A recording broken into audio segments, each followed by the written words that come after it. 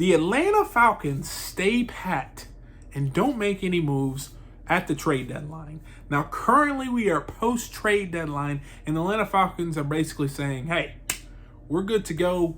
We'll just keep what we have, and we'll roll the dice going forward. Now, this could say a lot about their future and a lot about their strategy going forward, but this also says a lot about what the other teams around the league are thinking. Now, here where it comes to. The Atlanta Falcons, and a lot of people said the Atlanta Falcons were essentially had a couple targets in mind in regards to pass rusher, but their most prevalent target was Azeez Ojulari.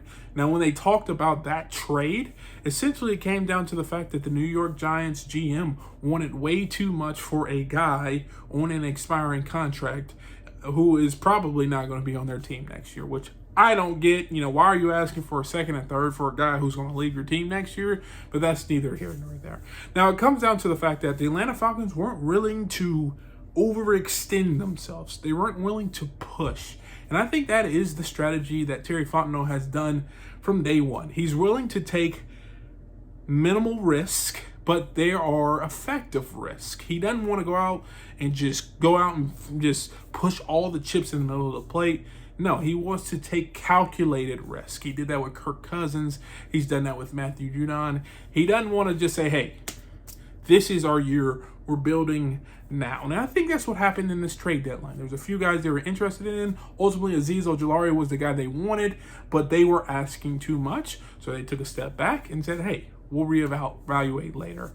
Also, you hear Raheem Morris coming out and say, hey, even though we wanted to improve our roster, we are good in developing the talent that we have now, which is reassuring. Last game against the Dallas Cowboys, they did show some improvement from a pass rushing perspective, and so that is a positive sign. Now, what this means for the future, I think the Atlanta Falcons are saying, hey, we know now where our team is. We know how good we can be. We are going to build the remaining needs in the draft. And you can see that with them holding on to that first and second round pick. And I'm just hoping that they are able to hit with these draft picks going forward. This is a very smart strategy because it goes back to like they've been doing. They're building for now while also building for the future. They want to have a good team now, maybe a playoff and beyond team now. They want to establish a culture of winning, but they also want to have a little bit in the safety reserve to build the team in the future. And that was seen by the Michael Penix pick, and that's been seen throughout. Now, going forward, what can the Falcons be? What can the Falcons do? I think they'll be a middle to lower pass rushing team. I think that is what they are establishing that they're going to be. They're okay with being that.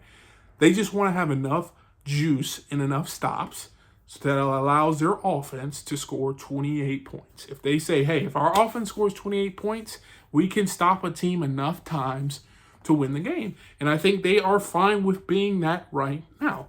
I think, like I said, Terry Fontenot wants to hold on to some draft capital because they only have 4 picks next year, which is not that much, recoup in the future, and draft the DN or the edge position with these picks. And so that's the reason why nothing ultimately happened by this trade deadline.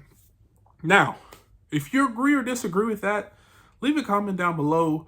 I know a lot of people said they should have been aggressive, but for a team with only 4 draft picks, I think Terry Fontenot was taking a calculated risk by trading for a guy, and the price was way too high for his liking, and that's why they're sitting pat on what they have. I will say this as well. Arnold Ebiketie is coming along strong. And Matthew Judon, for lack of a better term, is not playing as well, which could bode well for the Atlanta Falcons in the end in regards to contract negotiations. If you're able to get Matthew Judon for a cheaper deal, Arnold Ebiketie continues to grow and develop. You still got Braylon Trice on ice, so to speak. And if you're able to invest in a pass rusher in this upcoming draft, you're starting to build a roster that can really, really, really make a tremendous impact next year. I see this team right now kind of on the Detroit Lions path. The Atlanta Falcons are where the Detroit Lions were last year.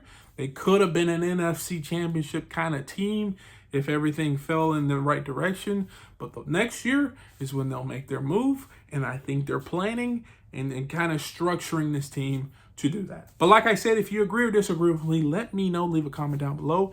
And if you want to see more videos like this, check this one out right here. And like always, peace.